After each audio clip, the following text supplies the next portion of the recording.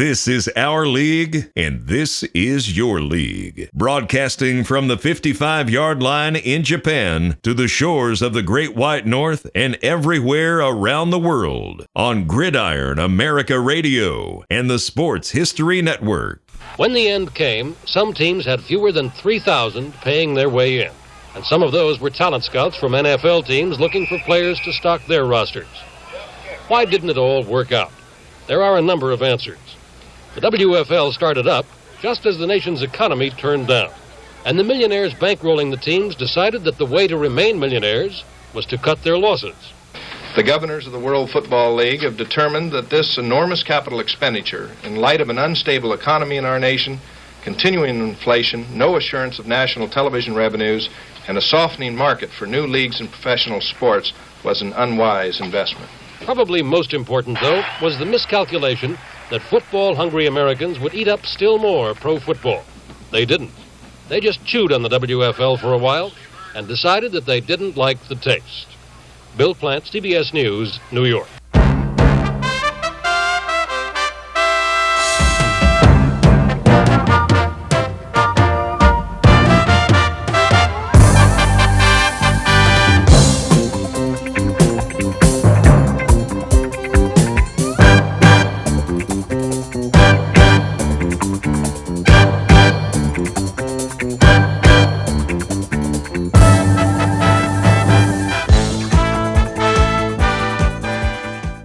Greetings, everybody, from Japan. It is a new episode of the From the 55-Yard Line podcast, and we have it's Dave and I tonight, and we have a gentleman here with us that I've been wanting to talk to literally for years. And as I've explained, I think in this podcast and then on my other podcast, Gridiron Japan, when I came to Japan, I had to get rid of a lot of football books, except the ones that didn't have a digital copy and I wanted to keep.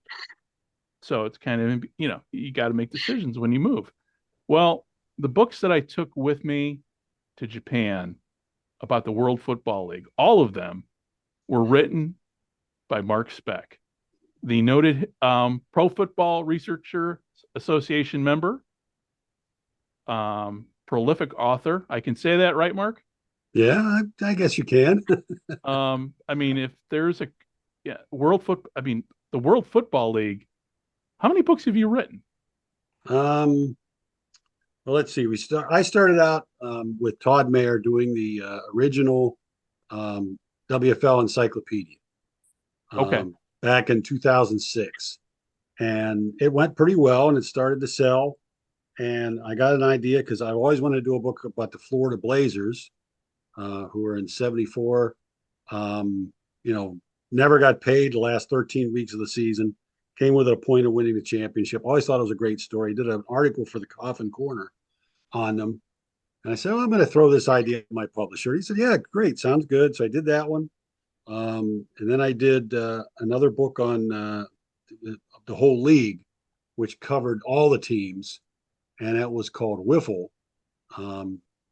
And because that was the nickname for it, kind of derogatory nickname for the WFL, and did that one and did well, both with reviewers and with with sales. So after I took a sabbatical doing a book about a minor league football team from my state of Pennsylvania, and did that one. Then I went back to the Detroit Wheels, who were another team that didn't get paid, but they didn't have as much success. They really had a lot of problems that were a lot worse, I think, than the Blazers. Folded after 14 games. A lot of guys didn't get paid. And again, that's been well received. So right now I'm working on two more, one on the San Antonio Wings and an updated version of the encyclopedia. Oh, wow. Wow. And when are those going to be out? When are you looking at hopefully those coming out? Well, I was hoping they were going to come out early this or last year, I should say. Now it's January of 24.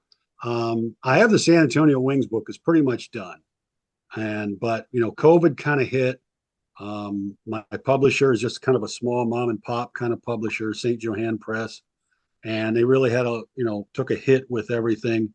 had a trouble with not being able to get the book, book sales, book presentations, that kind of thing. Things slowed down. So the Wings book is ready to go. It's On a Wing and a Prayer, the short turbulent flight of the San Antonio Wings. I always liked their story. I think it came out very well.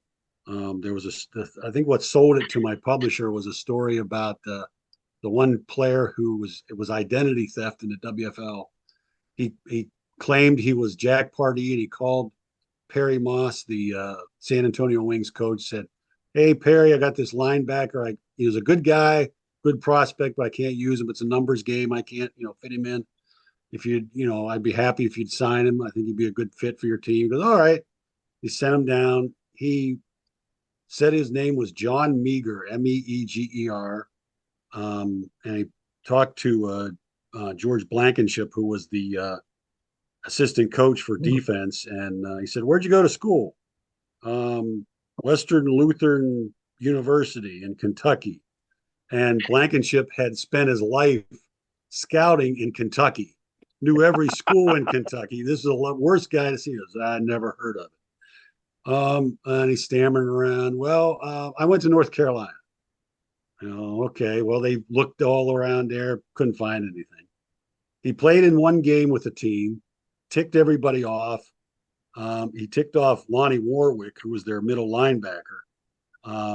It's not some guy to get ticked off, because he was the one that got in a fight with his own teammate, Joe Kapp, when they both were with the Vikings.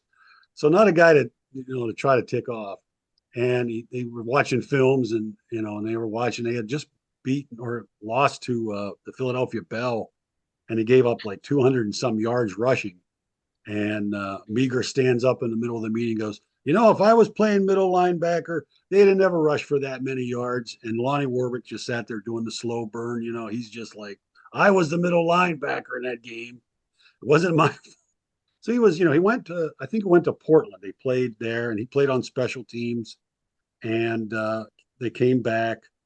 And they started, the players started to complain to Perry Moss about him. "I don't like this guy. He lies a lot. He tries to cause problems." And so he did some checking, and he said, "You're not going to Shreveport with us. You're going to stay here. I'm not taking you on the trip with you." Okay. So George Blankenship gets to Shreveport. No sooner gets in his hotel room, the phone's ringing. It's Meager calling him and saying, "Are you sure you don't need a linebacker? I can jump on a plane and come down." He goes, "No, we're good." So he didn't play in that game. They came back. Perry Moss finally calls Jack Pardee and says, "Jack, why'd you send me this guy? This guy's nothing but trouble." And he goes, "I didn't send you anybody. I didn't call you." He's like, "Okay." So, he does some digging, and he says to the coaches, he goes, "Get him out of here. Get him out of here. Cut him." And this was like toward the end when the WFL was getting ready to fold. And he goes to a Jaguar dealership in town in San Antonio, writes a phony check, drives off with the Jaguar, goes to like New Orleans, and the cops are after him. FBI's after him. Turns out his name is really George Myers. He's been trying to get into join teams all over the country, Atlanta Falcons, the 49ers, disguising his voice as like different team officials and all this stuff. And they finally, I think they caught him. I never really did hear a resolution about it. Couldn't find one, but it was just an amazing story. The kicker, Ed Strickland, who was there, and he got cut the same day. He said, "I saw him once. He stayed with me, and he took off with a loaf of bread, half a jar of peanut butter, and a 6-pack. And I haven't seen him since." And I guess he got a Christmas card, he said, from him from down in South America. It was in mining or something or whatever. Who knows? But my publisher said, "Yeah, okay, we'll do the book. That sounds like a good story." So we'll do the book, So, and I wrote an article. I think it appeared in the Coffin Corner about it. So I'm waiting for that one. It's set. The encyclopedia, I have overdone it with my research. The original encyclopedia was like 384 pages. Depending on the font size we use, it's either going to be 900 or 1,500 pages for this new one. Oh, wow. Oh, well, you know what? That's going to be a huge shipping cost for me to get it to Japan. So Well, hopefully, well, we've talked about making it a 2-volume set, like by yeah. year. One for 74, one for 75. I've got the chronology that I'm writing, and I'm still working on it, is 400 pages alone. That's longer than the entire first encyclopedia. I've got trades, signings, guys get cut, lawsuits, anything that I can come up with, any kind of milestone, any kind of happening that happened in the league from 73 all the way up to about 85. Okay. It was stuff Well, that happened. well, the So thing go is ahead. with the, Sorry. oh, no. What the thing is with the World Football League, there is so much craziness that happened during those brief 2 years the team played, but obviously and everything that led up to it with the teams being formed, Mm-hmm. with I mean, you start with Gary Davidson with Yeah. the whole genesis of the league. And although, I mean, I read his book recently because it's one of those, it was a vintage copy I got, and I go, well, I got to read this, and it was a beautiful library vintage copy, and Right. hearing his stories about how the league started.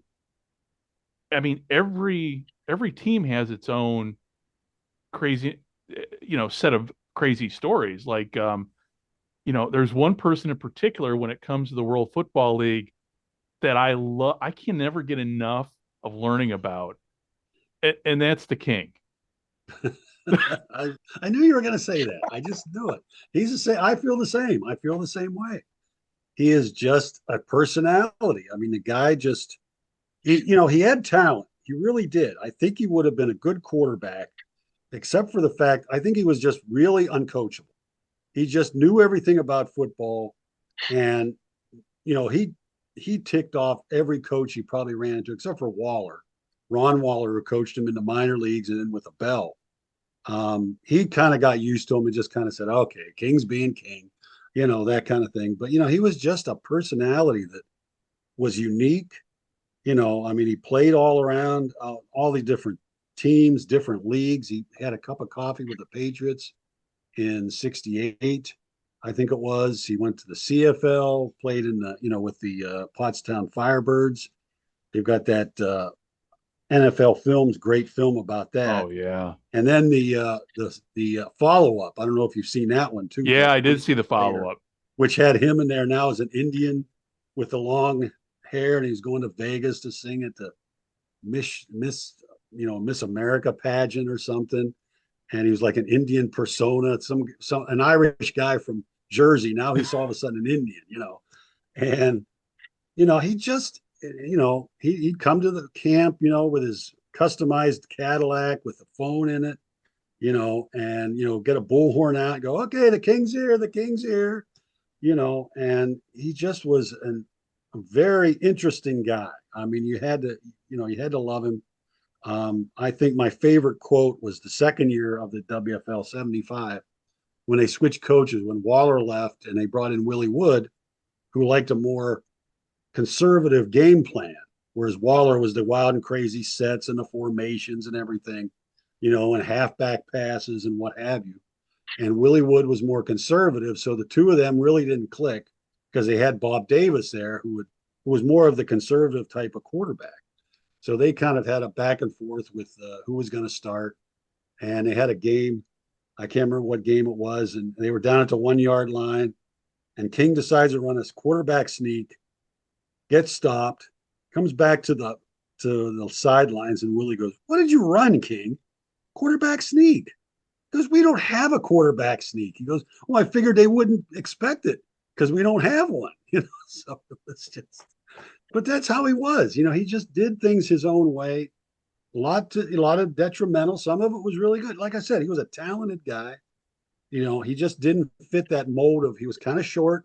I think it was about 5'10" or so. At the time they're looking for guys 6'2", 6'3", big strapping guys like Terry Bradshaw, that kind of thing. Dan Pastorini. And he was just a kind of a short guy. He had a great arm. He had a great football mind, but I think he just thought he was smarter than everybody, even his coaches. And he just did what he wanted to do. But he was just an amazing And then there was another thing there. I don't know if you remember that at the end of the '74 season, they were going to play the Chicago Fire in the last game of the season. Well, Chicago didn't want to play. They said it's meaningless. This game doesn't mean anything. We're not going to make the playoffs, and we're not going to win if we do make them. So we're going to forfeit. Well, King just went beside himself. I guess he had a clause in his contract that if he threw for so many yards or threw many touchdowns, he'd get a bonus.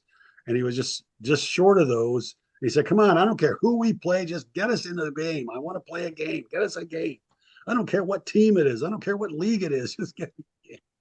He was just like that. He was, I've talked. I don't know if you ever met his son Jimmy. No. I was going to ask you about. Have you talked to the family? I have. It was a long time ago that Jimmy was around. I haven't seen him for quite a while.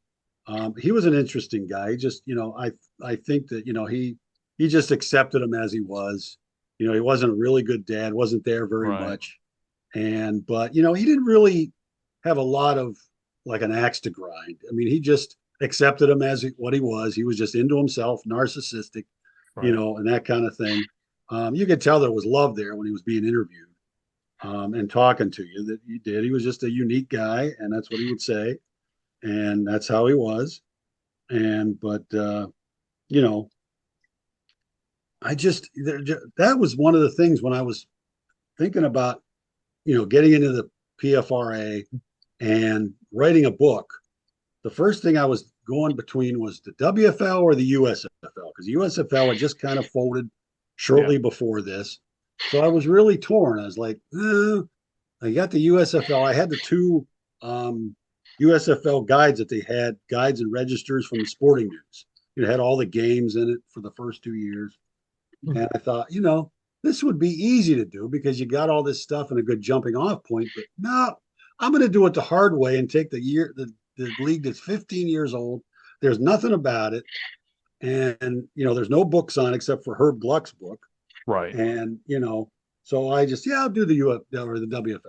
So that's what I did. And, I started, the old microfilm machines in the libraries, going through them and, zipping through those till my eyeballs would implode and, just looking up old articles and stuff. And as I researched it, I really like you said, Greg, it's just the stories were just amazing. I mean, I know the USFL has some great stories. The books that Paul Reeves has written. I liked what's his name, Perlman's book. Yep. I know a lot of people don't.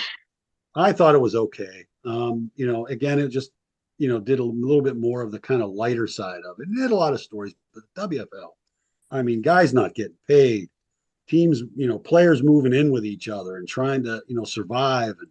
And Mike McBath from the Blazers telling me on the phone that,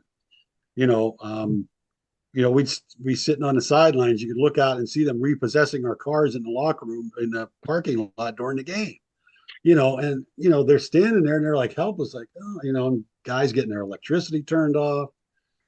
Jack Pardee his wife takes a $20 bill to pay for some groceries, and I guess she wrote a check, and the manager followed her home, took the groceries, and we're not going to take this check. We think it's probably bad because you're with the Blazers, and Jack Pardee trying to buy something with a $20 bill, and the guy's looking at it like it's counterfeit. He's checking it out, and all this stuff.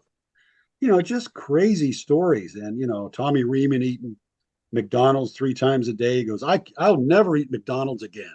Never will eat McDonald's. I had it 3 times a day for the whole time I was in Orlando. And he goes, I just can't eat it anymore. So yeah, just great stories. And that's what steered me toward the WFL. And I haven't regretted it at all.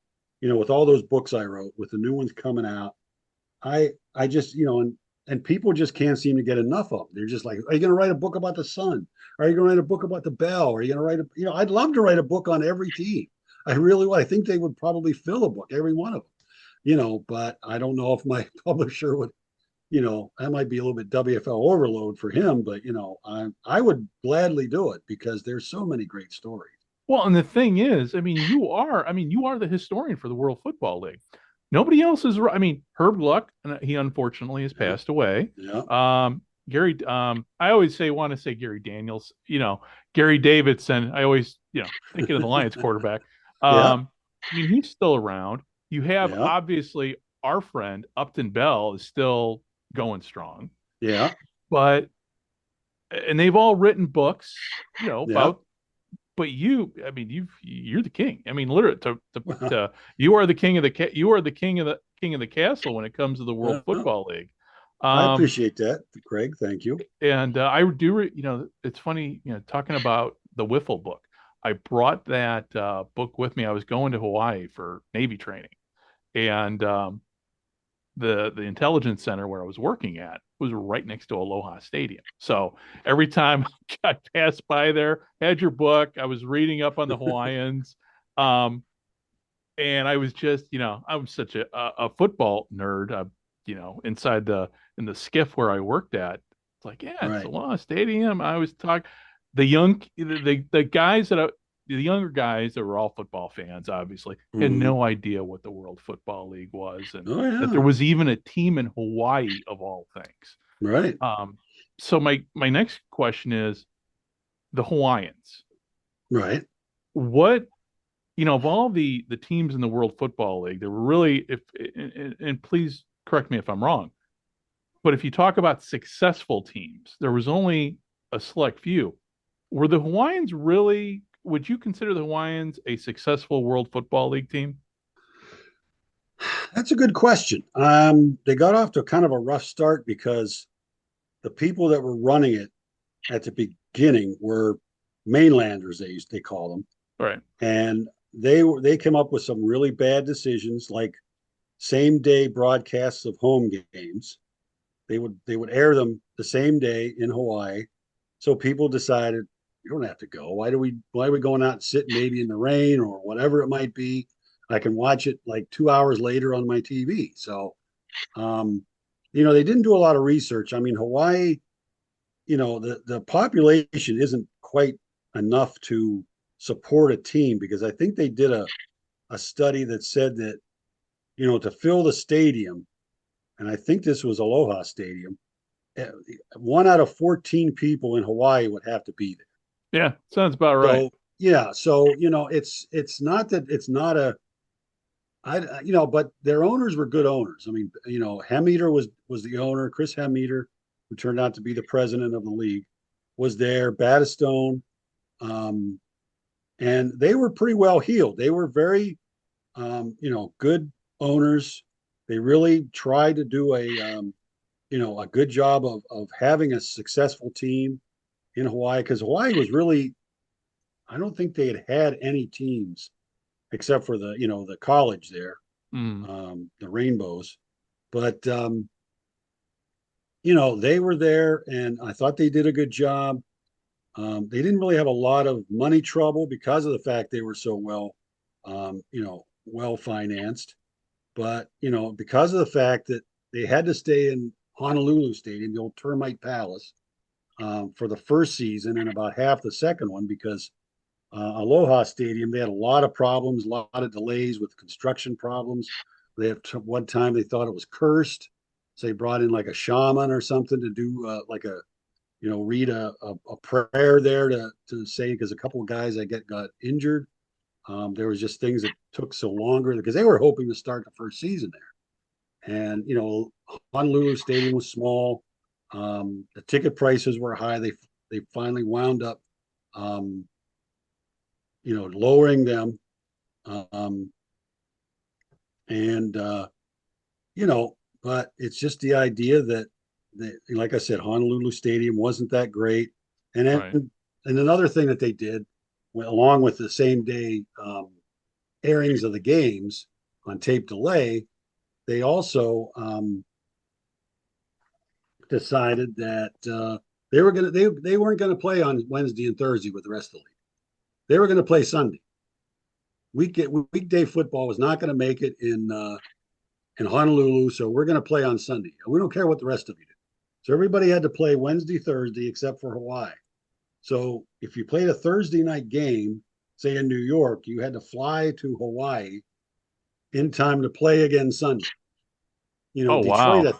Yeah, I think Detroit Yeah. was the first team that had to go there and do that.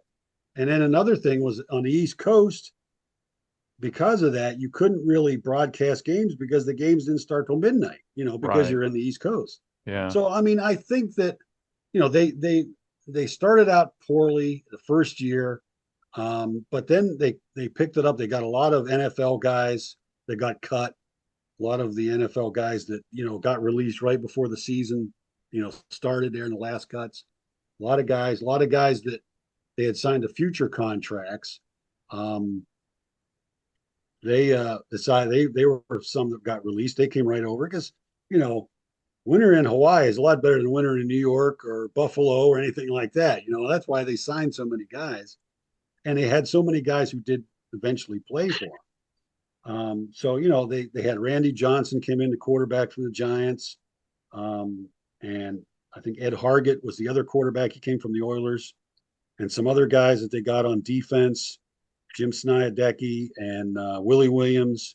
Some guys are really top flight pros that, what happened a lot was if they signed a future contract, their NFL team would just cut them or send them to some team like Houston where they were losing every game. And that happened a lot to a lot of the players that signed future contracts, and I thought that was kind of short-sighted and a little bit, I don't know, juvenile, I think. Cut off your nose tackle to spite your face, kind of thing. And so the second half they made the playoffs. I mean, they had a great second half of the season, made the playoffs, beat Southern Cal in the first round of the playoffs real easy, about 32-14. Then he almost beat Birmingham in the second round. He lost only 22-19. So I mean, they did very well the second half of the year. The second year, they got some, had a lot of the guys re-sign again. Winter and in the fall in Hawaii is a lot better than winter in Chicago or Green Bay or something. So guys are, hey, we're going over there, and so yeah, they had a pretty good team for a while there. They had Sonny Sixkiller, one of the great names in football history, as far as I'm concerned. He was their starter for most of the year. They had Rico Casada he went to Syracuse, I think it was, and he bounced around the CFL a couple times. But he came in, he was pretty good. And, again, they had that nucleus. They had like John Wilbur, Ken Bowman, and a lot of guys that were NFL vets that because they had started out the first year in 74 with, I think, 5 veterans on the whole roster of like 40 guys. The rest of them were all rookies. I mean, they started out with a lot of rookies at the first year, and they weren't a bad team. And it was a good organization. The second year, the owners again were pretty good. I don't think they had a lot of money problems. Not like some other teams. Until the very end, toward the last couple of weeks when they started to ask them to take pay cuts and that kind of thing. And the guys got kind of ticked off at that. And in that last game against Southern Cal, they had to call Milt the Pineapple Holt, who was from Hawaii, who had played in the Ivy League. They cut him in training camp, but they called him up. He's working in the city office there in Honolulu. Called him and said, "Can you?" Because Sixkiller and Casada both quit right there, like 3 days before the last game, because they had attended a meeting. The team voted, "We're not playing. We're not going to play this game. We're done." So Sixkiller and Casada went home. They roomed together, and they didn't hear that there was a second meeting where they decided to play. So these two guys, they said, "Well, we're cutting you," which was kind of, again, short-sighted because now they don't have no quarterbacks. They cut their 2 quarterbacks. So this is leading to the idea of calling Milt the Pineapple Holt. That was his nickname. And he came in like the game was Sunday. He comes in on Friday. I think he had one practice with the team. So they call, where was he at? Jim Fossil, the Giants coach. He had been a quarterback and a coach with the Hawaiians in 74, but he left. He went to work for an air conditioning company. And that's what he was doing. They called him, said, "Hey, we need another guy. Can you come over here and fly over and, get into the play this next game with Southern Cal. All right, give me a round trip ticket and $500. I'll be there, because he was going to probably come right back. So he got there on Saturday. He doesn't even get to practice. So you've got two quarterbacks who had one practice between them, and they didn't win the game, unfortunately. It wasn't one of those real feel-good stories. They had guys playing out of position. They had guys playing wide receiver. Then some guy was practicing. Chuck Detweiler, I think another NFL vet, was practicing at quarterback just to be an emergency quarterback. He hadn't played since high school. He's a defensive back in the NFL and with the Hawaiians. So that's really when it hit, was that at the end. I mean, that did it with a lot of the teams, but before that, I really think they were, I mean, you got to consider the travel expense. They had to go on road trips, I mean, they would have to go to like Florida, then play Jacksonville, then play, somebody. So then they'd head home. They'd be on the road for like 18 days, 21 days. And, when they had training camp, they trained in California so they could have, somebody to play when it was Southern Cal. They were at Riverside, and I think, where was the Hawaiians at? It was one of those UC campuses. And they were, they trained there, but it was just all these wacky kind of trips they had to make. And I think that's one reason why the NFL has never had a team in Hawaii. It's just too tough. I mean, they play the games in the WAC, or what it was. It used to be the WAC. And they played the Pro Bowl there for years. Right. And, they go to Europe now for 1 or 2 games a year. But to have a team like that, with that time difference and the traveling, I just don't know if they'll ever have a team there. I think that was probably the only chance that they're probably ever going to have. So, it was just I thought they were a decent organization, money wise with the owners. They just made some bad, decisions at the beginning when they had somebody else run the team until Hemeter and Battistone got there and started to run it, being, locals instead of these guys from on the mainland somewhere. Yeah. So, they were, they weren't too bad. So, and Gary Davidson, I know you've been asking me about it, mention his name, started the league up. This was his third try at a league. He was, helped there at the ground floor with the ABA, the American Basketball Association, 1967. His role in that has been kind of, overemphasized, lately. He really wasn't in there very long. He was there. I think he had a piece of the Dallas franchise. He was coming into meetings trying to run the thing and, talking about, this and that. And George Mikan, who was the commissioner, finally said, "Who is that guy? He's standing up at these meetings and making all these rules and stuff. Who is that?" Gary Davidson. Does he own any team? Well, not really. Okay. Mikan took him out in the hallway. Yeah, we'll see. They didn't see him again.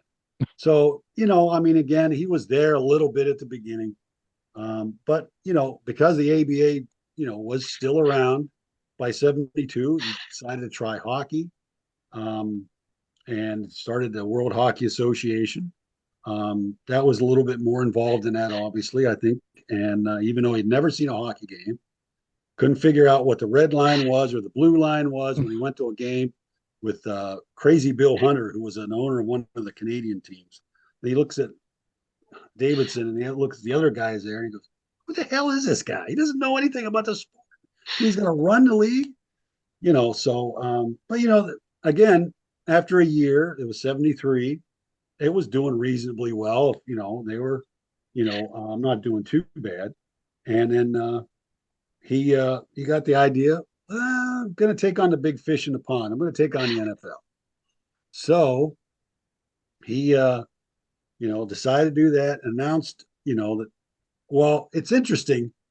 His WFL, the WFL I write about, was actually the third WFL in about a year. And, in my research in the spring of 1973, somebody got together, it was like Oklahoma City or something, said he was going to start up a World Football League. Never really got anywhere. Then this other guy, Tony Rosano and Louis Goldman, they started out something they called the Universal. Well, they called it the World Football League, and they started, around August or something, July, making a lot of noise about all this, that, and the other thing. Turns out that John Bassett, who was kind of, one of buddies of Davidson, went to the Senate representative to the meeting where they announced this, and then had another player or not something player, another guy with him, and I can't remember who it is off the top of my head. And they went to the meeting, wrote down all this stuff, got all the information, went back to Davidson, and said, "Okay, look at this. What do you think? This looks like a pretty good template for a league." They said, "Oh, okay, looks good to me." So Davidson found out that these guys were going to announce at a certain time in October of 73. He beat them to the punch, said, "Here's the World Football League." So now these guys can't be the World Football League because he's the World Football League. So they changed the name of their league to the Universal Football League. I've not heard this story before. And wow. Well, it gets interesting too. I mean, it's more interesting. But so they tried to move and have their own league. The World Football League was moving along, having meetings, announcements. Here's our our owners. Here's our where's our cities, that kind of thing. And so Rosano was like, and then because of this, Davidson had also moved up the timetable to 74 because his original idea was to have it start in 75. So the Universal League now said, well, we're going to start in 74. So then Davidson said he's going to start in 74. So, but the WFL, the real WFL, really got off to a good start, signing players, and Rosano really wasn't having much luck with it. And he wasn't making any headway because Davidson was kind of scarfing up all the potential owners. The economy back then in 73, 74 was really starting to go downhill. It was terrible. So you didn't have a lot of big money men that were willing to, throw some money into this. So he got them, and Rosano just kind of like, well, okay, we'll start in 75. No, I guess we're not going to start at all. So on top of that, then Rosano then calls Davidson and asks him for a job. And Davidson hired him to work in the league office and then sent him down to Jacksonville to run the Sharks. He was a front office guy with the Sharks. He must have saw a kindred spirit, I guess, and maybe felt bad about sabotaging the guy's plans. I don't know, but he went ahead and he started he ran there, and I think he was in with Chicago Winds in 75. But yeah, so he got started. Davidson, after he kind of beat this guy to the punch, they were making plans for late 73, early 74. They had some, teams, leagues, or a city set up. Most of these guys, they were called franchise holders. They were just basically holding on to the franchise until somebody came and bought it from them. And so, you had Nick Maletti, you had Howard Baldwin from the WHA. They were all, Davidson's buddies. And so all these guys just got, franchises. They didn't pay for them. Hey, okay, you want Boston? Okay, you got Boston. He had Steve Arnold. He wanted a team in Tokyo. That was his first choice. But, he went over there. He did some, what do you call it? He did some, research, found out they really weren't into football over there. It was baseball, soccer, that kind of thing. They played it at high school and college, I guess. And so they, he gave up that idea. That was about as far as it got. And they also had Bob Wolf, the agent at the time. He did it like a European tour of going to different places and what have you. And, he went over to Dublin, Ireland, Rome, London, talking to investors, possible investors back at, at that time. I think it was just kind of like a vacation. I don't know if they were really serious. But he went around, did all that. But, Steve Arnold, then he went to Memphis and didn't have any luck there because Memphis was still on the short list for the NFL to expand. So they didn't want this guy in here. They wanted the NFL. They hosted a WFL or an NFL exhibition game for many years there in Memphis, really wanting an NFL team. So they kind of, ignored him. And like you'd said earlier, Greg, the teams moved so much, at the beginning of the, like 73, 74. It was just amazing. I mean, you had Florida, which started out as Washington, Baltimore. It was like a regional franchise. They couldn't get a lease with the RFK. They couldn't get a lease with, in Baltimore. They tried Annapolis. They tried, then he went to Norfolk. By then, Joe Wheeler, the owner's running out of money. So then Rami Loud bought him and then moved him to Orlando. You had Philadelphia, which was going to move to Portland, which was going to move to Mexico City, which was going to move. It was just crazy, and I made a list of all the different places, even like Bassett, he was starting out in Toronto until the government made a big fuss about, we don't want them coming in and encroaching our territory. You're going to cause the end of the CFL. And, so he couldn't fight City Hall. He went through, tried and thought about a dozen cities to go to. I mean, we're talking Miami, Green Bay, Syracuse, Buffalo, all these different cities that he thought about. And then by that time, Memphis had been turned down for an NFL franchise. Now they were looking for a WFL franchise. There we go. Light comes on with Bassett. He moves to Memphis. And by that time, Arnold was in Houston. And then he was there. But it was like, it was like that. They had teams that moved. And Davidson, again, it was just these guys, his buddies, his tennis pals, his guys from the WHA, the ABA. Here, you take this team, you take this team. And then, I think the first guy to sell his was Nick Maletti. He sold his to Tom Ariger from Chicago, I think 400,000. And all these guys sold all these. And the thing was, instead of putting all this money into like a kitty, like a fund, to kind of get the league off the starting gate, the guys kept the money. I mean, you talk about 12 teams times like $500,000. You're talking $6 million that you got in reserve to when you had problems, you could do that. So, they kept the money, and some of the guys got front office jobs, some of the founders, but Davidson, I think he sold his. I don't know where his was. I'm sorry, I hit my table here. He had a franchise that he sold as well.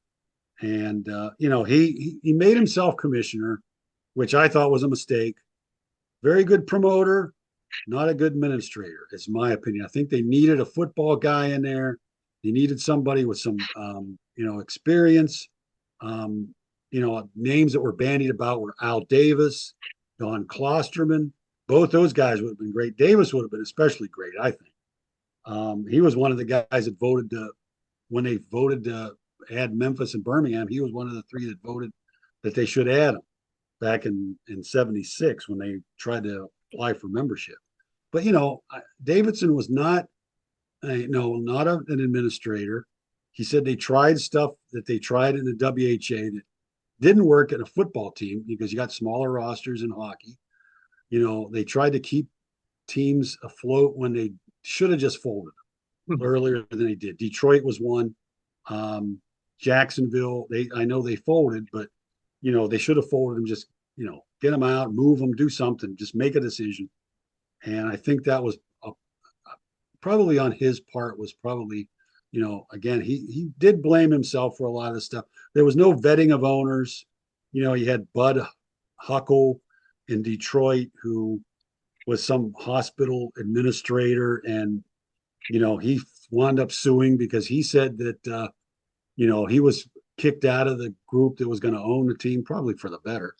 But then you had that. You had guys like the Detroit. I mean, you had 33 owners. Technically, in my opinion, what the problem was, you had 33 investors. You didn't have that strong central figure.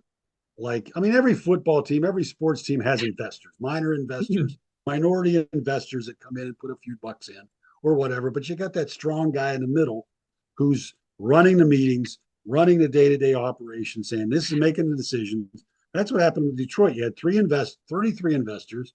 They'd have meetings every Friday, and every Friday they'd go, what do you want to do? I don't know. What do you want to do? I don't know. What do you want to do? And they wouldn't do anything. So these guys are suffering, the players, the staff, not getting paid, and there's no, nothing being done about it because there wasn't that person who wanted to take charge and run the thing.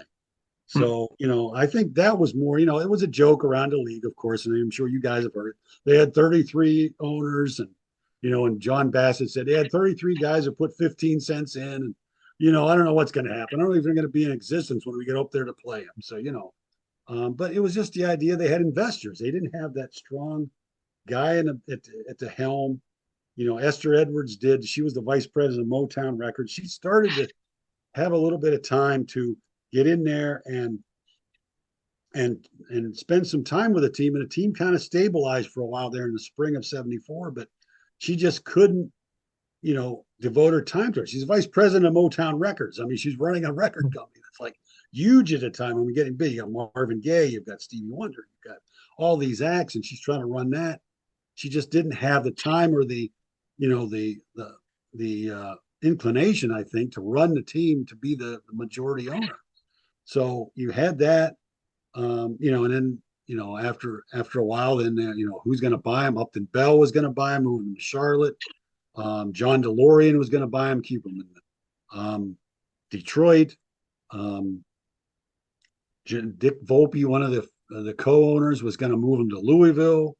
So, all this stuff came along, and, nothing ever happened. He just said, all right, we're just going to fold. And that's what happened. Well, same with Jackson. Go ahead. I'm sorry. Sorry. I'm sorry. Was at the end of the day, we've heard the stories of the failures, the failing teams is amazing. Were there any teams that were actually ownership groups that actually were doing a good job overall? I mean, the Hawaiians was a good story, but they ran out. Was there towards the end? Was there anybody who was left standing that could have stood, or was it all just let's get out of this as quick as possible? No, there were a couple. Dave, and I think you got to start with John Bassett. Yep. He was a great owner.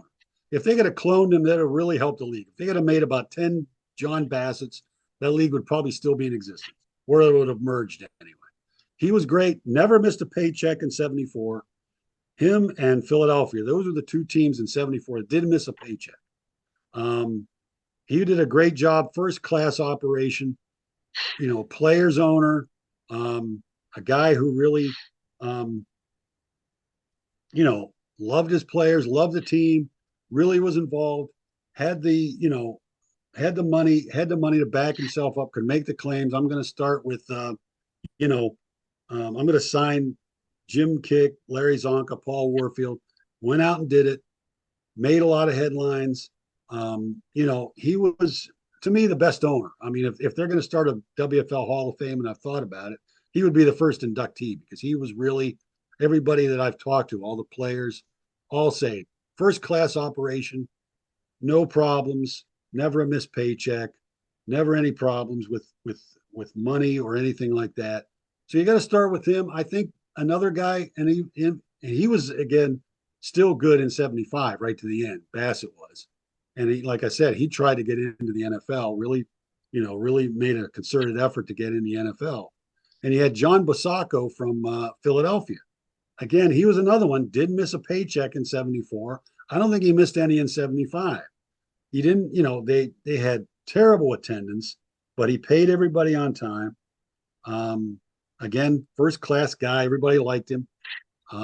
Very good with the, with the players, good owner. Just had no money as far as like in tickets and that kind of thing, and attendance was just, especially that second year, was just awful. When they played in Franklin Field, you thought they would have been doing better, but because JFK was just a dump at the time. And but I think those two, Birmingham, you got to look at. The only thing that hurt them, Bill Putnam signed all these future contracts. Kenny Stabler, Elstree Greenwood, Rayfield Wright, and I think it would wound up being like $1.5 million in bonuses alone, which would have helped him run his team. I realize you want to make headlines. They were good for the newspapers, the future contracts. Look who was coming next year or the year after. We're going to have this guy with us. Kenny Stabler is going to lead us to the World Bowl. And probably would have. But, they did that. And, that what hurt his team. I think they missed the last 5 paychecks on that team. But for the longest time, he was a good owner. But he just, overspent on those future contracts, I think was what hurt him. And I tell you, I don't know. I'm trying hard to think of anybody. It's so many issues going along the way. Yeah. But I guess my other question would be along the lines of Davidson. Being this was his third attempt to start up a league. I mean, at the end of the day, was it naming himself commissioner, a way to keep himself around? Well, probably, because then, right before he did that, he quit as the president of the WHA. Yeah. And, I think that was probably it. I think he wanted to, to be, I think that's probably a good analogy and a good way to look at it. I think that's what he wanted to do. He wanted to be in the limelight. Hey, look, I'm the commissioner of this thing. When he should have hired somebody with a little bit more, like the ABA hired George Mikan, and the old AFL hired Joe Foss, even though he wasn't a football guy. He was very, a lot of credibility, and people liked him. And like I said, if he'd have picked a football guy, even Upton Bell, they talked about Burt Bell Jr., but even like Upton Bell would have been a good guy to, to have at the head. But like you said, I agree with that. I think that's a good way to look at it, Dave. I really do. I think that he probably wanted to be in the limelight because this was his baby. This is, people make fun of it. He said, this was my best deal. And, best, of the 3. I don't know about that. That's what he says or said. But, I just think that, if you had a football guy there at the lead, maybe made him a something else in the league and stayed in it, maybe president while somebody else was commissioner. I think that would have helped him a lot. So he was definitely a great salesman. He could connect with somebody with money and just give him write a check to get in. Like right. It was amazing reading about him and just his ability to sit down and put this vision down and then go, yeah, I'm in. Here you go. It's amazing. Yeah. No, it was. He was a go-getter. He was a guy who, like I said, he was in the ground floor on the ABA, WHA. They both lasted into the late 70s. Yeah. So you got to give him credit for that. You got to give him credit for raising salaries because the NFL had to start paying more money because of the fact they were signing these guys. So, I just think that if he would have just curbed his ego a little bit, not all the way, because like you said, he had his good points. He had his good way of being a salesman, being a promoter, getting those guys to buy into this thing. That's not easy to do. You're trying to find 12 guys who got enough money to get into something. You don't know if it's going to work. You don't know if it's going to last. You don't know if he's going to get off the ground, but he was able to convince these guys to do that. So he had that part of him, which was beneficial to the WFL. So, you can't look at him and just, like I said, sometimes make, he gets a lot of ridicule, which I think at times is unjustified, I think, because he did a lot of, positive things. The league had black ownership. The league had a black head coach in Willie Wood, a lot of black assistant coaches, had a black, what am I going to say? This is when you got to do your editing. No, it had a lot of black front office people. Women were involved. You had Dusty Rhodes there at the New York Stars. She was an assistant general manager, knew more than probably most of the other guys in the organization. And there was Diane Plotz, who was the GM for Hawaii in '74 toward the end. So you had a lot of forward-thinking people in the league, including Davidson. who was looking at this kind of thing and saying that, we're going to make a move that, you're going to look at things that, you haven't seen in the NFL. We're going to give opportunities to, I think the NFL had 2 black quarterbacks at the time, and the WFL had like 6 or 7. So, they had that idea of looking ahead instead of turning black quarterbacks into cornerbacks or wide receivers, which the NFL was still doing. You had, guys that they said, Matthew Reed from Birmingham. You had DC Nobles from Houston and Shreveport, and David Mays from Houston and Shreveport, and Eddie McCashin from Jacksonville, and Reggie Oliver from Jacksonville. So you had quite a few, where the NFL, I think, had J.J. Jones and Joe Gilliam, I think, at the time, and maybe James Harris. So maybe it was 3. But they still had more of that. So it was forward thinking. I think some of that came from Davidson. You got to look at, the guy was looking at, they didn't want just a football. They just didn't want a football. You had the yellow and the blue. Then it turned out to be the orange and the palomino. But like the player said, it was ours. It was something that was ours alone. Nobody could copy it. We had it. And this was our football. And a lot of them, after I think they came out and the ink, the paint was coming off, the dye was coming off in the players' hands. They were turning orange and palomino yellow there in the first couple games, especially when they sweated. But they, in the end, they all said this was ours. This was like the ABA basketball. This was ours. This was something that we had. NFL didn't have it. CFL didn't have it. They had all these different, what do you call it? Different prototypes. Looked at like with swirls around it, different color schemes, with laces on 2 sides, so you could throw it from whenever you got the ball, the quarterback could throw it. So they were, and they had the dicker rod too. The dicker rod, it got a lot of heat again. What's his name? Alex Hawkins liked to ridicule it on the TVS games. But it was something different. I know they had to go back to the chains. And a couple of times it malfunctioned during games. They had to go to the chains in '74, I think, once in Charlotte. But again, it was something that was different. The colored coded pants, I'm not sure about that. Yeah. That one was kind of crazy. But all these years later, we're still talking about them. So it worked. Yes. So it did. It got some publicity. Whether it was, what is it? Hollywood says there's no such thing as bad publicity. Right. So that's the thing, how Davidson thought. I think that's how he thought. I want our names in the paper. I want our league in the papers. I don't care what it is. People are going to talk about it. And like you said, Dave, we're still talking about it in 2024, 50 years later.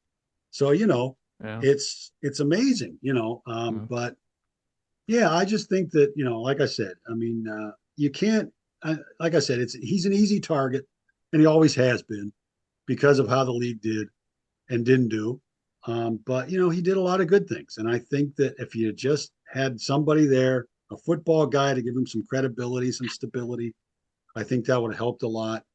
Well, Mark, let me ask you in terms of what could have helped the league. Now, in the 1970s, for those people who are listening that don't kind of realize or remember or what have you, back in the early 70s, and I was a kid when, the World Football League came about. But when I was a kid, really the only way you could watch TV in the 70s was via an aerial antenna. Right. Cable wasn't prevalent, obviously, streaming. So the fact that the TV, the World Football League did not really have a TV deal, but they had TVS.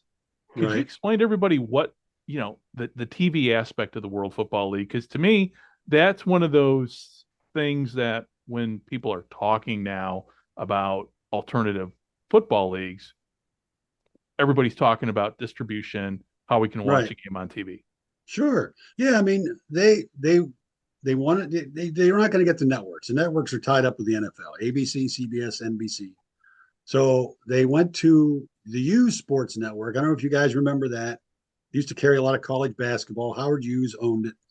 It was the Hughes Sports Network. I'm a little older than you guys, I think. I remember, these, you'd see like Montana State against, Valparaiso or something, and like at 11 o'clock at night. And so they went to them first. They were only going to offer them 50,000 a team, that's all they were going to pay them. So then they went to TVS, which was, television sports was basically what TVS stood for. And they went a little bit higher. They went around 80 to 100,000, which is nowhere near what the NFL, you had 2 million a year, I think those teams made. But, you're kind of stuck with your choices. They went with TVS. At first, TVS, Eddie Einhorn was the president, guy that went on to own the Chicago White Sox and the Bulls. He was the president of TVS. And at first he said, because of the newness, because it was a novelty, it was a new thing, it was an easy sell at the beginning. They sold all the spots. They sold a lot of, to a lot of different sponsors. So it was an easy sell. They were happy with the results. I don't know how many stations. There was way over 100 stations that they wound up being on with TVS.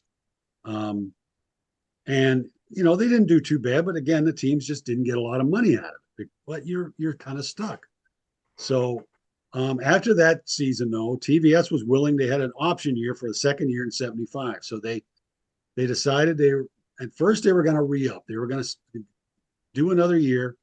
And then Hemmeter made the announcement at April, which really wasn't a secret.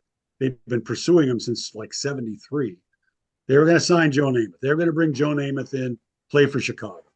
This was the big thing. We're going to get him. He's going to be here. He's going to be the thing. And Eddie Einhorn walked up to Hemmeter after that. He said, "You just shot yourself in the foot. Because if you don't get Namath, you're going to look bad and nobody's going to come to the games." And sure enough, that's what happened. Joe went back and forth. He was up to over 400,000. It was like a 40-page contract that he was working on. Like a lot of players that were getting offers from the WFL, are you serious about it, or are you using it as kind of leverage to get a better deal from your NFL team? I mean, it happens. There's nothing wrong with that. I mean, anybody's going to do it, So they went back and forth. And then I learned recently that he was really looking at, because he was going to sign a big deal with Fabergé. And he had to be in New York, to do the Beauty Miss pantyhose and all the shaving stuff. And that's what basically killed the deal, besides the fact that he said at the end, when he looked like he was going to sign, he said, "All right, if we get TV, I want 15%. Well, the WFL said, "Well, we can't do that." Not thinking 85% of something is better than no percent of nothing. Hey, let Joe have his 15%. We still got 85%. So no, we can't do that. Joe went back to the Jets. And that was, a lot of people, thought that was pretty much the end whenever he didn't sign. I think Joe would have, I don't know how good he would have done. He'd have put a lot of fannies in the seats, as they say. I mean, obviously they'd done a lot better in Chicago than he did. And they were also going to sign Walter Payton. They really went after him. What's his name? Eugene Polano, who was the owner, met with him, offered him the world, apartment, car, all kind of money. Walter looked at the guy and he said, "Boy, I like that ring." He goes, "Oh, you do?" It was a Chicago Bear ring. And he said, "Here, you can have it." Takes it off his finger, gives it to Walter, but in the end, he signed. I mean, you think about Joe Namath and Walter Payton on the same team with John Gilliam at wide receiver. I mean, they had to be better than they were. So, but Joe, he I don't know, was he using again as leverage to get a better deal from the Jets? Who knows? Was he serious about it? Who knows? He had been pursued for about a year and a half before that. He was going to be an owner and play for a team. He was just going to be a player. They were talking to him because he was going to be a free agent May 1st, 75. So they've been talking to him for quite a while. But, I think that really killed the Chicago franchise, because what did they? I don't know how many people. It was like a couple of thousand in Soldier Field. And, the Fire had done pretty well, and, I think that, they started out with 42,000. The Winds started out with like 2,000 in their first game. And, but I think that the Fire had a better owner. You were talking earlier about good owners there, Dave. And, I think Ryger, you'd have to add one. He was a pretty good owner, didn't overspend. Players, he would bring them in to talk to him. I think John Brockington from the Packers brought him in to see if, he'd sign. He asked for too much. He said, I'm not going that high. Thanks a lot, but no thanks. And he didn't, and he got tired. What happened with him was he lost his energy for the league because he kept being told he had to pay for everybody else's mistakes. Here, we want to give money to Detroit. We want to give money to Jacksonville. He said, I get tired of, I'm trying to run my own team, and now I'm being asked to prop up these teams. So I think toward the end, and his team, they had a rash of injuries. I mean, Virgil Carter was having a great year. Mark Keller was having a great year at running back. James Scott was a great wide receiver. Their defense was terrible. They kept bringing guys in on a weekly basis. They fired their defensive coordinator like halfway through the season, brought some other guy in. He took a look and left. So, they just completely fell apart, lost their last 10 games, and he didn't play the last game. So, but while he was there and while he was running the team, not being asked to prop up other teams and losing his energy, losing his, intensity, losing his desire to be an owner, like anybody I think would if you're asked to not only run your own team, but also give other people money just for their mistakes.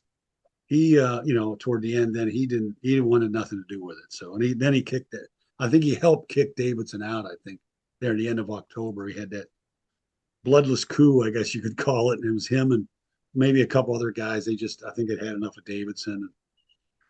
So even though he was still on the board of the Southern California Sun after that, which I never understood that. It was like Larry Hatfield I think he got convicted for fraud for, falsifying records when he got the loans, and he was still in the league the next year. It's like, I mean, I realize any publicity is good publicity, but you got to draw a line somewhere. Yeah, federal conviction kind of draw it. Yeah. You would think, but Yeah, I mean, yeah. I don't know.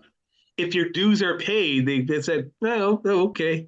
I guess that's how they look at it. Well, it reminds me of the old Animal House quote, "Hey, we need the dues." Yeah, that's true. That's a good one. Well, there was one guy, right. and you had just mentioned him, who did pay his dues, and that was John Bassett.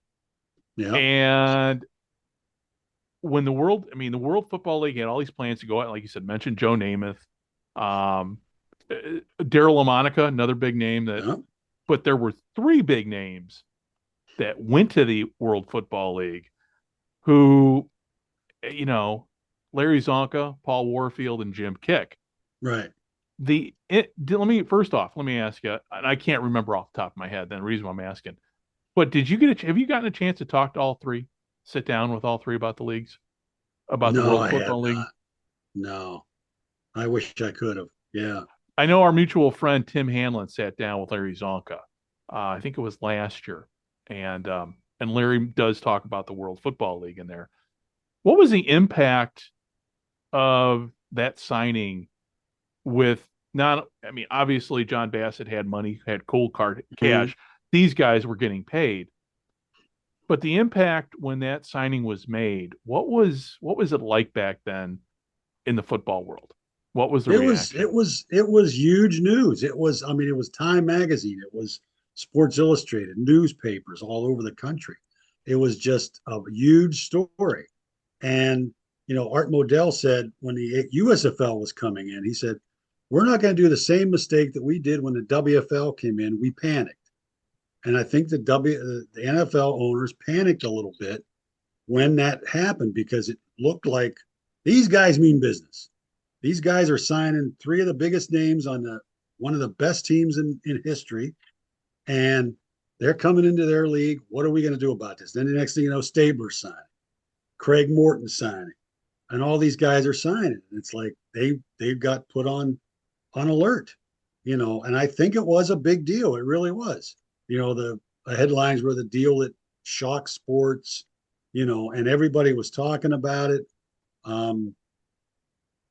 I think that, and I really think that the NFL panicked a little bit when they started signing, then they started getting restraining orders, starting to sue. You can't take our players, and this, that, and the other thing. Paul Brown was a big on that when they signed Bill Bergey. He just had a fit. Tex Schramm with the Cowboys, when they started getting players signed, they tried to get restraining orders. And it was a big deal. I think that the NFL really felt some heat. They knew they had a strike coming up in 74. They were worried about that. They didn't know how long it was going to last. They had no idea whether it was going to be a whole season or not. It set things back a little bit. And meanwhile, the WFL was making news, making headlines, and I really think that the NFL, like Modell said, they panicked that time. They weren't going to do it again. But at that time, I think they did, because they really thought these guys got some money, like Bassett did. He had money. He had his, the money to back him up. And he, went out and he was going to do something. He was going to make a splash somewhere, and he made a big one. So I think the NFL guys just kind of got put on high alert, and it was a big deal. I think it was a lot bigger deal than probably the NFL will admit now. But I thought it was. I thought it was a huge deal. And you can tell they learned a lot from when the USFL came through, because it seemed they didn't have that same aggressive nature. It was almost like it almost seemed, after seeing from the World Football League, the USFL, it was almost like, okay, spend your money. Let's see how long you can last, because we don't think you're going to last. Go ahead, waste your money. We'll still be here. Right. Yeah, I think that was. I think you're exactly right. I think you got it right on the nail on the head, Dave, because I think that's what they did. They kind of sat back and said, okay, sign Doug Flutie, sign Herschel Walker. Let's see if you can make it. See if you're going to have the attendance, see if you're going to make the money. The good thing about, the USFL was, of course, they had ESPN and ABC, and that helped them a lot. So, I think that there was two different situations. And I think that, they learned from that. The NFL did. Hey, let's just kind of back off, see what happens, not like freak out on this. And it was so close to the AFL NFL merger. Like, it was so close. It was like, well, we just underestimated these group of guys. Right. Let's not let this. And then by the time another 10 years comes along, going, yeah, we're good, guys. We'll see you later. Yeah, I think that's a good point too. I think it was a very good point. There was still a lot of hard feelings, from the merger and from the AFL, from the war. And, it's like, here it is 4 years later and somebody else is coming along. What are we going to, are we going to, so, and like I said, and I think the NFL was kind of worried because they had the strike. They knew the strike was coming. And nobody knew how long it was going to last. Was it going to last the whole season? They're going to have to cancel games? They had no idea. So I think that helped their idea of really panicking and saying, oh, we better do something about this. So it's a completely different mindset from, like you said, 10 years. They said, let's see what they do. So. Well, Mark, let me ask you, when it comes to, you mentioned in there about learning the lessons, and with the World Football League, how much, you get me on Facebook reaching out to you for an interview, and we've been Facebook friends for years and everything. Right. But when it comes to the business aspect currently, do you ever hear anybody in the press, on the radio, on the TV ever mention the World Football League when it comes to, say, the NFL right now? You got, now we're down to one spring league popping up. But even when the USFL of the 80s came up, how much was talked about with the lessons learned from the World Football League? How much do you see out there? Because honestly, I don't see anything. I'm with you. I don't see. Most everybody talks about the USFL, the 80s USFL. Nobody really talks about the WFL anymore. And, I think it gets lost in the shuffle. I don't like to see that. But there's no conversation about the WFL, what they did. So that's why guys like me and Richie Franklin and several other guys, Richie started the WFL project, which is on Facebook now. After he saw heard that they took the other leagues display out of the Hall of Fame. He was upset about that. Wrote to him, called them. Where's this at? Why is this not in here? So he didn't give him a very good answer. So he said, I'm going to start my own WFL project. And that's what we've been doing it now since August, I think. And is it because of the lack of footage? Like the USFL just seems like it's just never gone away, even though it's 40 years ago, because there's so many games. Like you could spend months watching games on YouTube. So it, in essence, really never went away if you really wanted to look for it. But the World Football League, it just seems to have so few games out there, or to see it's almost a lot of grainy footage. Yeah, it's almost like folklore. Yeah. Then it's like it just seems like that. Like to me, it's fascinating. I love it. It's an amazing period of time in professional football, but it's so hard to find anything in video wise, which is like the way everything works today. Yeah, no, I know. And you're absolutely right. It was kind of like the early ABA that kind of got lost in the shuffle where there's nothing about it. You've got like Greg, like you said, there's like this grainy footage, some highlight shows, that kind of thing. You don't see maybe parts of a game. I see them on, the guys in the WFL project kind of post those every once in a while. But yeah, you're right. You had, I remember ESPN Classic there. I guess that station's not around anymore, unfortunately. No, apparently not. It's one of those that just kind of fell by the wayside with YouTube. Yeah. I loved it.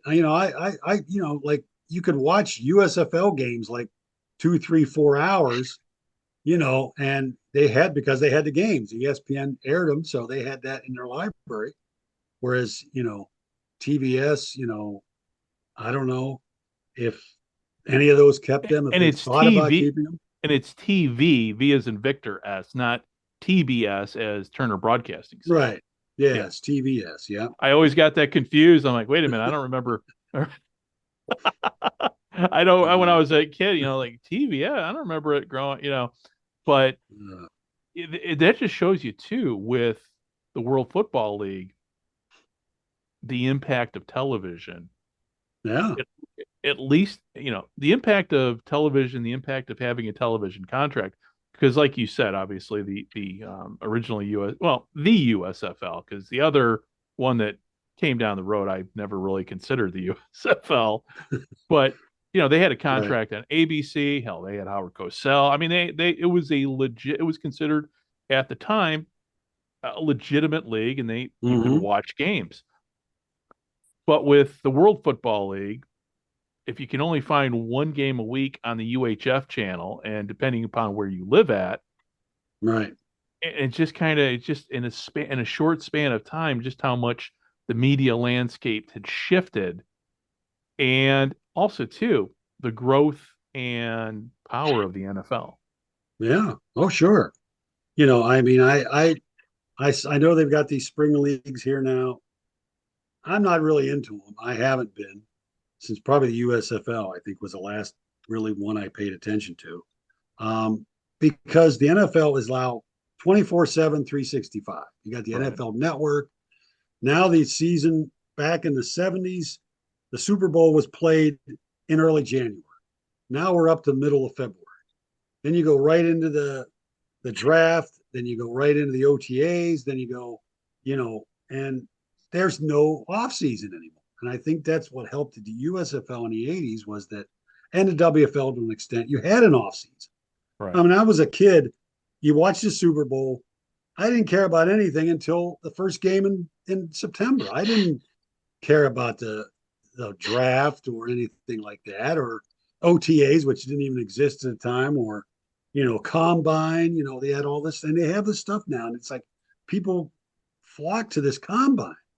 And the OTAs, and you got the fantasy football, which wasn't was just basically getting started in the 80s and wasn't even around that much in the 70s. So you've got this juggernaut now, unless you got like some kind of a widespread gambling scandal, the NFL's here to stay. I mean, it's the 300-pound elephant in the corner. It's never going to go away.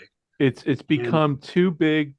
Nobody's ever going to beat it. The days, I No. think, me personally, and talking about the spring leagues, because we've been in recent episodes, we've been talking more of the new spring league that's been out. But I'm kind of like you when it comes to it's like, yeah, that's nice you have it there, but like you, man, my hardcore interest in spring football ended with the USFL. Right. And to me, that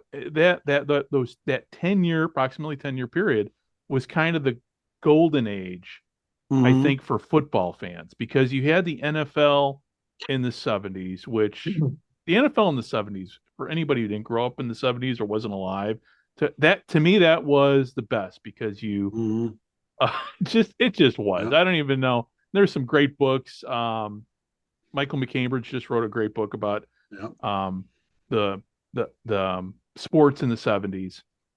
Joe Zagorski has written a great book about, and but that was the golden age, and it carried over into the 80s. But the NFL has become too big, and I agree with you. It's constant. It's and a lot of it has to do with the technological changes that have happened in our lifetime.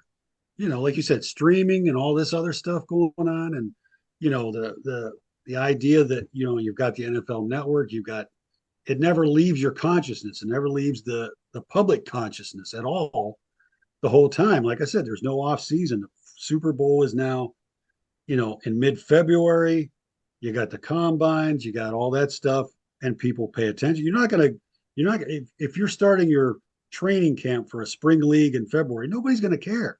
The Super Bowl's on. Nobody's going to care. Right. So, and I think they have gotten too big. I don't know if anybody's ever going to beat them or not. I don't know if it's ever. I think that everything at some point comes to an end. I don't know if they will.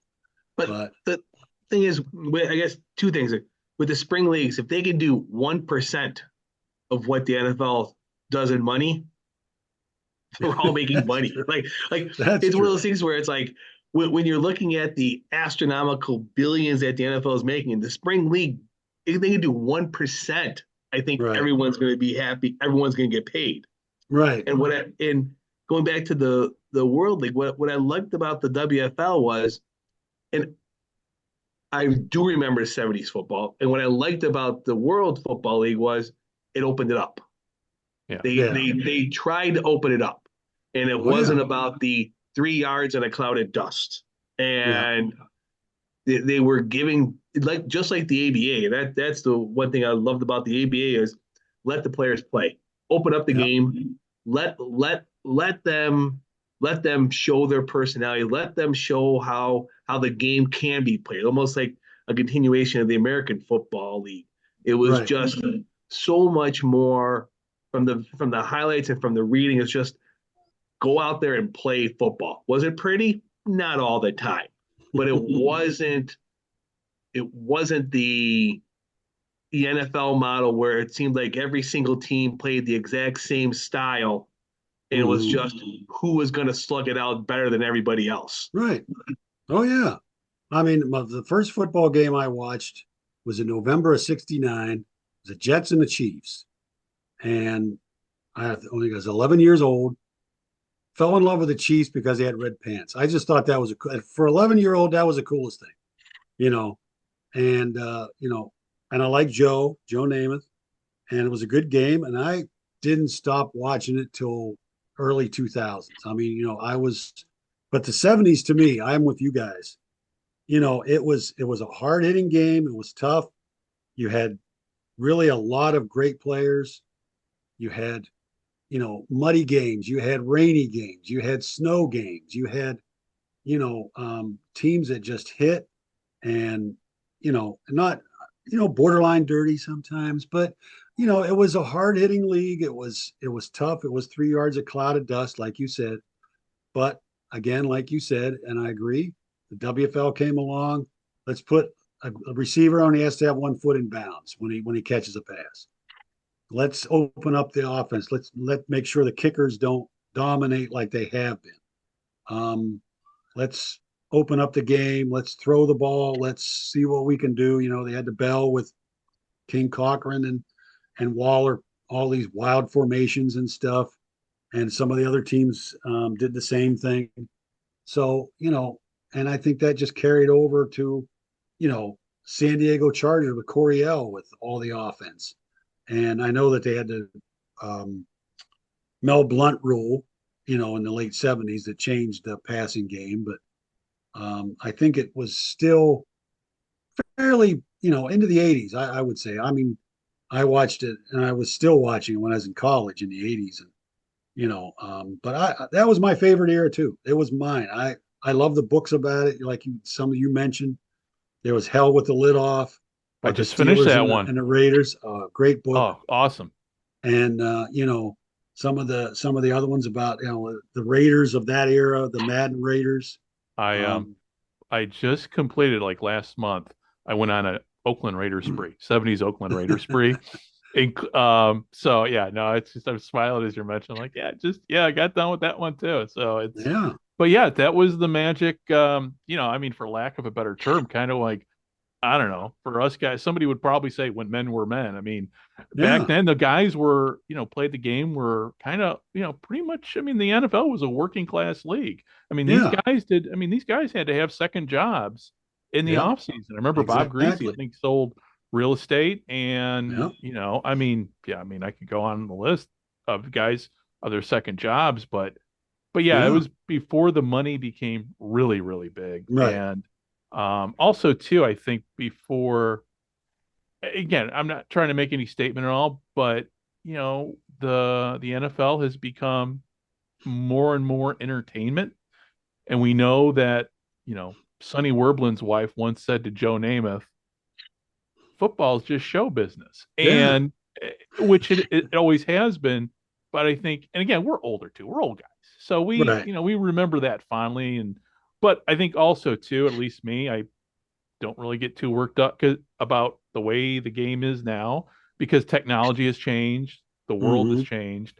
Yeah. But I'm like you, I would, if I given a choice between watching the Super Bowl and watching, let's just say my first Super Bowl 11, I'm going to watch Super Bowl 11. Sure. I do the same thing in a second. Yeah, the first one I watched was Super Bowl 4 with the Chiefs and the Vikings. And, the field was muddy. It was down in New Orleans and what was it, the Tulane Stadium. And, it was just a different era, different time, but it was great. And, it's like music, at least I think so anyway. The music you listen to as a kid and as a young teenager is the music that sticks with you. Right. You may like some of this stuff now. You may like some of the movies now, but everything makes an indelible mark on you in your teenage years. And I think that's the way with I think with all sports, basketball, hockey, baseball, I mean, I still watch baseball. I still watch hockey, but, basketball, I can't watch anymore. I used to love to watch it. But, you had the ABA with that ball and some of the great players they had, but, the NFL, like you said, the money comes first now. You got to protect the shield. You can't have crazy guys like you see the shot of Ted Hendricks with that mask on the sidelines with that big smile on the mask's face. You don't see that. Kenny Staber with a big smiley face on the back of his helmet. That kind of stuff I miss. I really miss that kind of stuff. I saw a couple guys posting about Conrad Dobler and his left hand. He was sitting on, and it looked like this club, like this big, like it was like this big. How did that guy get into and the Raiders would say they would check you before the game, but then you'd go into the locker room and put this stuff on. Well, the old adage is if you ain't cheating, you ain't trying. Right. Well, but I couldn't believe the size of this guy. It was a club on it, and they talk about Bob Brown, who had a broken thumb for like 8 years, and he had this huge cast on his thumb, and he would just, drive it into some guy's stomach and knock him back. It was just a different time, but it's almost, I mean, I miss it. And it's like mythical to me. Yeah, You know, I grew up in Buffalo, and I never want to go back and watch any of those Super Bowls ever again. I'm good. I am perfectly fine moving into the present. I can understand that. I'm all set. I mean, even going back to the 70s, and this is the thing is like the 70s. The only thing I would talk about with the 70s is it's before free agency. It was still when if you sign somebody, you sign them for life. Mm-hmm. So the good teams at the end of the 60s were good throughout the 70s because you weren't going anywhere. Right. And it was, I mean, growing up in Buffalo, I mean, O.J. Simpson in that running game was just amazing. And I like Joe Ferguson. He had great moments. But when you look back at those old box scores and you see 7 passes, 8 passes, 5 passes, right, and you're running OJ 48 times a game, you're not winning a whole lot because no one's expecting Ferguson to throw a pass. So you just crowd it. And if they had just a little bit, then nothing against. I mean, I wasn't the coach. Obviously, they had a game plan. They were going to run to win because that's what you did. But just any kind of just 15 passes just opened up a little bit what could have been. There were some really good Bills teams in the 70s that just couldn't get past Miami, couldn't get past, like it was just tough to watch. It was just tough to follow. And then you get to the 90s, I'm like, yeah, I'm all set. Like just I'm good. Yeah. No, I've got I'm in the Western New York PFRA chapter, and there's a lot of Bills fans in that chapter, and I hear a lot of the same things. You know, they are diehard Bills fans. There's eras that they don't want to talk about, those Super Bowls, and so I know what you mean. So, but you know, like I said, 70s, early 80s. I was a big Joe Montana fan, still am. I just loved watching Joe. He was just one of those guys that. You know, I remember Dwight Clark saying, he said he was just so small. He looked like a punter. He said he must be the new punter, you know? And it was like, Joe just, you know, he was in there and you give him like 10 seconds, he'll beat you. You know, I saw him against the Bengals. Joe just had something about him. And I remember watching him when he played for Notre Dame. There was something about even me as a kid knowing, okay, this guy's going to be a star someday. Yeah. And lo and behold, I mean, he was a 2nd round draft pick. So, I mean, it wasn't like I think he was a 2nd round draft pick, if I'm not mistaken. It was not very high. I know that. Yeah. Right and that was part of that era with the 70s and, you know, going into but, you know, as, you know, talking about football, I mean, to us, I mean, Dave and I are huge CFL fans. Do you get a chance to watch any CFL? Oh, yeah. I love the CFL. Okay. I love to watch the CFL. Because to me, that's still very much, that's like the last of the old school leagues. I think it is. I agree. And that's why I think the 3 of us probably like to watch it because it's more not the money. It's just, you know, you're talking about, you know, loyalties to teams like Hamilton, Winnipeg, and all that kind of thing. You know, they play no matter what the weather because they have to. It's in Canada. Right. And, you know, the money is not a big factor. So I agree with you 100%. I love watching it when they come on and they start wherever they're at, I try to tune them in. Yeah. You know, because I like it. I like the CFL. I always, you know, I remember I don't know, you guys probably remember the old Street and Smiths. Oh, football. Yeah. Right at the end of the back. They had the CFL. The very back. There was the very back had the CFL. You had all the guys like the imports, you know, and, you know, they even had the WFL. They had the WFL when in 74 and 75, they had articles about it in the Street and Smith. So I've got 68 to probably early 80s. I've got every issue. Wow. I love that magazine. And I've just been going around to secondhand stores and, you know, flea markets, and you can grab them for fairly cheap. You know what? Now that you mention it, because obviously being over here, there's no place I can find those. But on the internet archive, a lot of people have uploaded and, you know, and done PDF versions of it. So that might be my project today. Might be going and looking through some of those old Street and Smiths. Because, I mean, that's the 3 of us. We like living in the past, and just because we're all historians and, you know, being a podcast or being like you who's got, you know, countless books now. I mean, like I said, I've got them all right here, but I got so many of yours that I couldn't even tell you how many I got. Well, And I appreciate that. Like I said, oh, you're before, welcome. Greg, I You're really do. welcome. And so with the PFRA and the World Football League project, could you tell us, is the World Football League project part of what the PFRA is doing right now, or is it a kind of like a side quest or some? Go ahead and explain. Sorry. Oh, the WFL project that's on Yeah. Facebook, you mean? Yeah, that's a grassroots thing with Richie. Richie started that up, and there's 10 of us that's in it that are either collectors or historians. And we post on there. I mean, it's called the WFL project. If you haven't joined it, by all means do so, because we talk about a lot of stuff. There's guys with collections of, I mean, just huge collections of stuff. There's this one guy who has like equipment bags from like every team. I mean, it's some of these amazing what guys I've seen on that site. Yeah, I've seen on and that it's page. just, and you got researchers. I do a today in the WFL every day. What happened on this day, whatever the year it was, and I do that every day. I run a Blazers page, Florida Blazers page. That's just mine. I'll, again, whatever happens on the day that occurred, with the Blazers. Yeah, it's really not with the PFRA. Richie was in the PFRA. I guess he still is. He thought he dropped out, but I guess he still is. Because I said, "Are you still in the PFRA?" I was, "Oh yeah."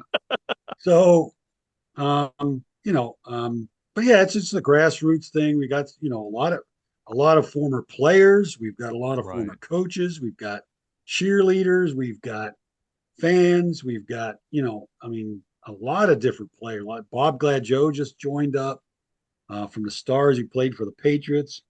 The one guy I wish I would have written a book about the WFL was Tom Beer. I don't know. You guys probably read his book. I wish he was going to write a book. He was talking about it there when the league ended. They were talking to him, and he said, I should write a book about it, because he had written that Sunday's Fools, which is one of my favorite books. And I wish he'd have written a book. But a lot of people, they're just a great bunch of people. It really is. I mean, we enjoy hanging out. There's usually not too many. We kind of screen people when they come in. I think you got to do that anymore. Yeah, you do. You really do. Yeah, I'm in a Turner Classic Movies site that just, people, if you don't like somebody's movie, they're all over you like stink on a monkey. Oh yeah. It's like, come on. It's not our problem is that we don't. It's not that we disagree. It's that we can't understand why we disagree. So many people can't just, why don't you like that movie? It's because I don't, Yeah. Or just let it go. Just let it go. Just scroll. Just keep scrolling, Yeah. But people can't do that. So, so we do that. And I've got one for the Central Pennsylvania Whitetail Bucks, which I love doing that book. I interviewed a lot of guys from the team because they were from my area. I lived down in Central Pennsylvania, and they were in there when I was in high school, and just a great bunch of guys. I remember the first time I met them, and there was, I think, 8 or 9 of them, and they just all started talking and telling stories. And I just sat there, I'm right, and they said, finally, after about an hour, they're like, "Are you going to ask us any questions?" And I said, "No, you're just telling your stories. I'm just writing it down." So anyway, but yeah, so the WFL is just, it always has and always will fascinate. I still find little snippets and little tidbits when I'm doing research that I go down a rabbit hole and I'm seeing this and I'm seeing this. Now the last couple of days I've been researching that HBO carried the games in 74 and 75. HBO was just starting out. It's kind of started out in 73, and it hooked up with Sterling Manhattan Cable. And it joined up with them, and they ran their cables under New York City because they had lost their power so often with the storms and everything in New York City that they ran them through the tunnels. So HBO started out as just like a premium channel, right. $6-7 a month. And they decided they had, they made contracts with individual teams, and they had all the New York teams, obviously, because it was basically located in New York, Pennsylvania, New Jersey, and Delaware. And you had like 23,000 subscribers. So it was small, but they ran games for the better part of like July, August, September, and into early October. And then when the Yankees, because they had a contract with the Yankees, they had a contract with the Knicks and the Rangers. When they started up and the pennant started up, pennant races, then HBO would just preempt the WFL and go to whatever. Okay, we got the Rangers on tonight. To heck with the WFL. And then in early '75, they said they were thinking about doing it again, airing the WFL games. Didn't make a lot of money for the league, but it was out there getting exposure. And by '75, then they had gone satellite, and most of the games they did in '75 were Memphis, obviously, because he had Zonka kicking Warfield. So Right. most of those games were involved Memphis at some point. And whereas '74 was all the New York Stars and the Philadelphia Bell home games, because that was where the company was located with Pennsylvania, New York, and Jersey. So that's the games they got then. And but in '75 they carried quite a few again. But yeah, that was interesting, just finding that out. And then I found out a little tidbit that in the game in '74, I think it was the Wheels and the Stars. They had a woman do color commentary, Barbara Sheehan, who was the first woman to do color commentary on a football game on TV. And it had Jane Chastain. I don't know if you remember her or not from the '70s. She had done a game as a guest announcer in the WFL in like August. And she was the first woman to actually sit in the booth. So you had stuff like that happened. The HBO did. I'd heard over the years that HBO had carried some of the games, and they did. And it's on the schedule. So you there. thought it sounded like it was probably like, it sounds like an urban legend. But yeah, then, I mean, at the time I thought that's what it was. Yeah. Oh no, HBO, come on. What are they? But they have got their big full page ad. Here's the movies we're showing this month. We've got ABA, NBA basketball. We got the Yankees. We got the Rangers. We got the Knicks, and we got the World Football League. Wow. And there's a picture of, I think, Anthony Davis running against Memphis in there, and they did. And they had a schedule where they were showing what game they would show that week in '74. And yeah, it was something that I, had nothing to know, didn't know anything about, except like you said, it was an urban legend. Somebody's making this up. No, right. But they did. So I found that out. Jane Chastain and Barbara Sheehan both were in a booth. Again, in the WFL. Dave Williams, the wide receiver for the Southern California Sun, was the first athlete to have arthroscopic surgery on his knee. Nobody had ever had it done before. It was September of '75. 2 days he was on the practice field, and he played that week. Wow. And it was WFL. It was history in the making. The guy who did it had done it before with regular, his regular patients. He was the first athlete. So again, this is something that happened in the WFL that I'm hoping to bring to the forefront, that people remember this stuff, as well as that we talked about earlier, some of the negatives, some of the bad stuff. And, you have to include that, because they lost $30 million in a year and a half, which I think comes out to like $170 million now in 2023 dollars, I think. So, but there was a lot of positives, and there was a lot of things that happened that should be, noted and should be kept noteworthy. That you had women in the front office, you had a lot of black ownership, you had black head coaches, black assistant coaches, you had women in the front office, you had women in the broadcast booth. You had a guest in an announce booth, and then ESPN was doing that like 20 years later. They would have like, a guest announcer in ESPN NFL games. The WFL did that in the '70s, and you had McLean Stevenson, you had Burt Reynolds, you had Dick Butkus, you had all these different. Jack Kemp was in it. For you, Dave, Jack Kemp was in one. Was at one of the games. So, they did a lot of things. And I think we touched on this earlier about the forward-looking thinking that they did. They did things a lot sooner than other, the NFL did, or the USFL maybe did. And they brought pro football to cities that had never experienced pro football. Obviously Hawaii, going out to Hawaii, Charlotte, when Yep. Upton brought the Star, when this, because off the top of my head, I can't remember, did Upton bring the Stars down, or did the Stars? I can't remember off the top. I talked to Upton a couple weeks ago. I can't remember. I think what he did was he bought the team. I don't know if he ever got his money from Robert Schmertz, the guy who owned the Celtics and he owned the Stars. It was like 700,000 he was supposed to get. Yeah. I don't know if he got like so much on the dollar or what. I never found that information. But he brought him down there to Charlotte. You had Jacksonville. You got the Jaguars now. You got the Panthers there, like you said, in Carolina. San Antonio has been in the CFL, the CFL America. The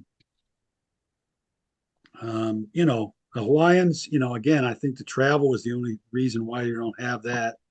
But, they did. They brought, again, a lot of things that were ahead of its time that people, I think, forget about. And I think that's one of my goals and one of my aims on my books is to make sure that people don't forget these things. Because it can happen. Like you said, there's no game footage. There's nothing like the ESPN has the USFL. So, it's almost like a legend, like an urban legend, like a mythical thing that did it really happen? Who knows in another 20, 30, 40 years? I mean, hopefully it will. Well, unfortunately, too, the World Football League does live on. And Dave and I are both simulation sports geeks.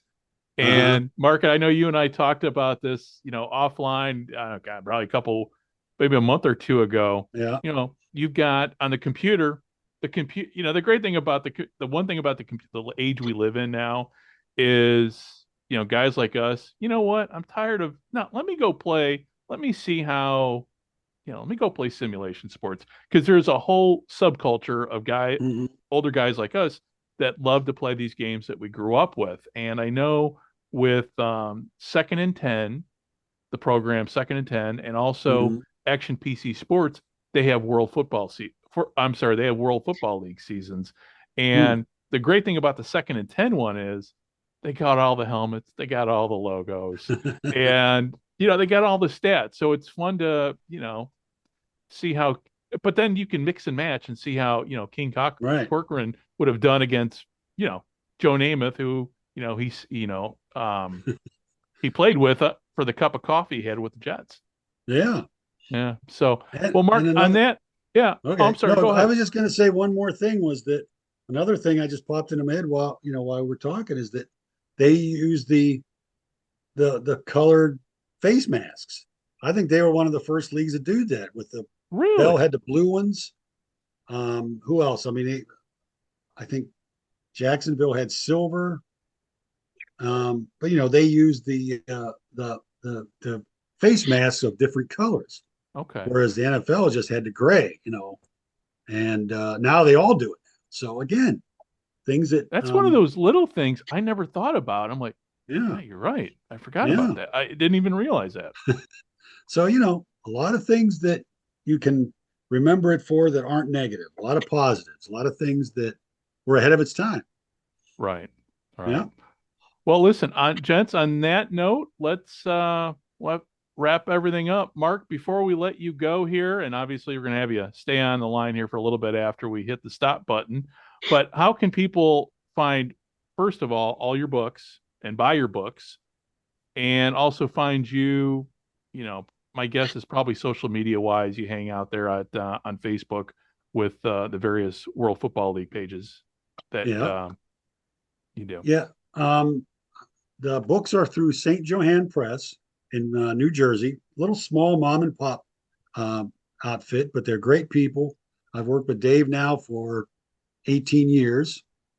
He's the publisher, and he's a great guy. Amazon has all my books on it. You can find them there. If you order through the order through Amazon. If you mention St. Johann Press and the website where Richie has his books, he has his old website that he still maintains. And if you mention it, you get free shipping. Oh, cool. So yeah, and so yeah, I mean that's how you get them. I think they're still selling. I don't get a whole lot of money from it. I don't do it for the money. I'm no J.K. Rowling or Tolkien or anybody like that or Stephen King. I'd love to be, but you get what you get, and I just do it for the sheer enjoyment of it. Well, and also too, I'm thinking about it because I love libraries. I'm just a library geek. Oh yeah, and too. just you think about it, you're gonna when we're all both all of us are gone, your books are still gonna live on. So